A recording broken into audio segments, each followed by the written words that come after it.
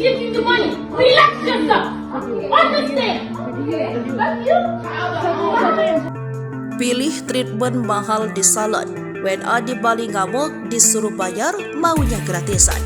Sebuah video viral di sosial media yang menunjukkan cekcok dua warga negara asing dengan pegawai salon kecantikan di Ombre Nail Studio, Jalan Praban Seminyak, Kuta Utara, Bandung, Kamis 14 Desember 2023. Diduga peristiwa ini terjadi karena kedua WNA tersebut tidak melakukan pembayaran usai melakukan perawatan di salon itu. Berdasarkan video yang beredar, salah satu perempuan warga negara asing itu menggenggam lengan petugas kasir sambil melontarkan cacian. Namun belum diketahui identitas dua perempuan asing tersebut.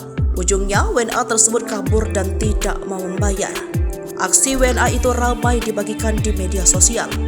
Hingga kabar kasus itu sudah dilaporkan ke pihak berwajib. Kasat Reskrim Polres Bandung, AKP Igusti Nyomancaya Widura, saat dikonfirmasi tidak menampik hal tersebut.